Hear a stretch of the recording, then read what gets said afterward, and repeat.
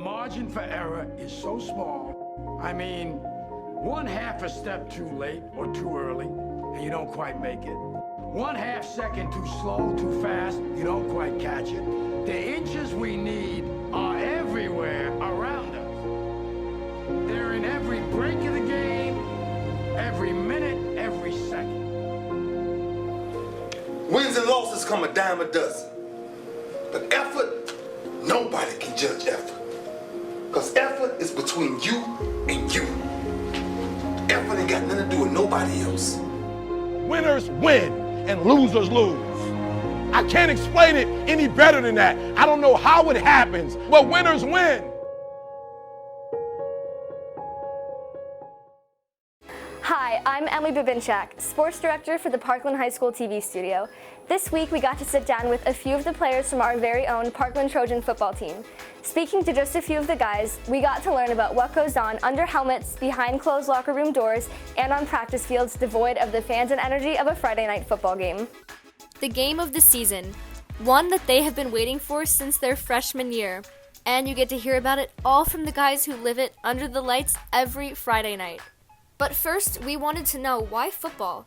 What is it about this game, this sport, the atmosphere, and this team that keeps you coming back to play year after year? And so we sat down with junior quarterback Tremba, senior captains Isiah Rico and Jordan Lewis, and seniors Humza Imam and Louie Avdijaj to hear all about where it started for them, why it began, and where it has brought them. I started when I was like 4 or 5. I started playing football in the 3rd grade. Young age, probably like 5 years old. I started playing football in 8th grade. When I was 7 years old.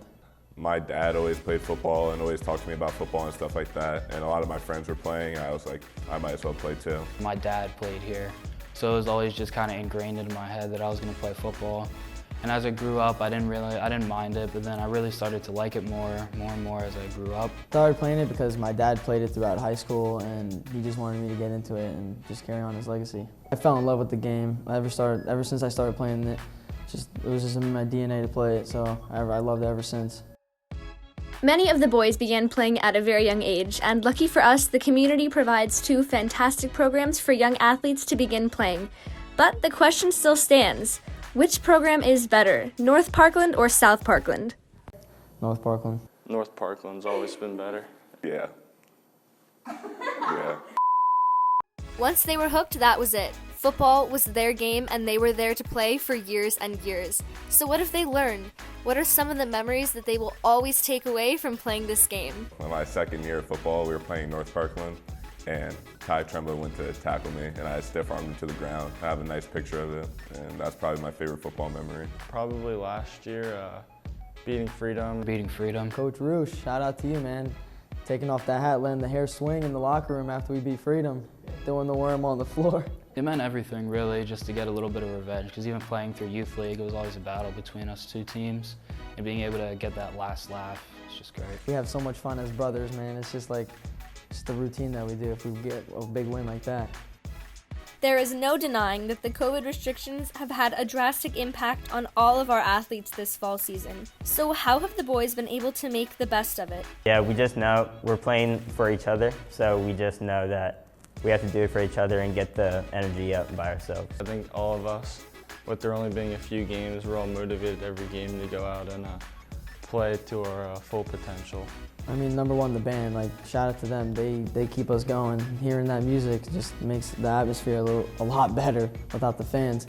And us making big plays out on the field, like, just keeps us going. We have to make the best out of every situation, so we just know we have to bring our own energy, and as long as there are people there, my parents being there is good enough for me. The energy is just high. Like, it's a mental focus that you have to have, but at the same time, it's just all your excitement all coming out, because we've been practicing all this time. And you go 4 hard days, all the way up into the game. It just feels nice to go out there, hit someone else, play someone else, not have your own teammates across from you. We create our energy on the field, and that's just how it's been this year. Compensating for lost time in the off-season and restrictions preventing them from even conducting a normal practice, what have the boys had to do on their own, and what changes were they able to make that brought them closer as a team and strengthened them? Throughout the whole process, there's been a lot of bumps on the road, but we've all just been persistent through it, and we're just getting through it together. and it's brought us closer together. I feel like if we didn't have quarantine, I wouldn't be the player I am now. Like, I feel like I worked way harder than I would have any other time. Yes, of course, it's brought us closer to the team. We're brothers. We've been playing since the age of 10 years old, even though it's North Parkland, South Parkland, but we've been playing against each other and just getting that chemistry going since middle school and all the way up to now. A rivalry that is years old and a game 4 years in the making for the senior class, this Friday's game carries a little extra weight. So what does this Emmaus game mean to them? Everybody on our team, especially our senior class, is pretty personal when it comes to Emmaus. I just want to beat them because freshman year we lost to them, and Coach Ropaj told us to never forget like what happened that game and forget the score and anything. Ever since freshman year, I've just been looking forward to this game. I just want to beat them. It was such a pleasure to sit down and talk to the guys about how they've been able to overcome the adversity of this season in particular, but also just about how football has influenced them in their very own lives. We wish them the best in the rest of tonight's game. Thank you on behalf of the entire TV studio for tuning into our stream. Enjoy the rest of the game and let's swat those Hornets. Selling yourself on your ability to perform a job, to achieve a certain objective, telling yourself every day, here I go again, and I got what it takes.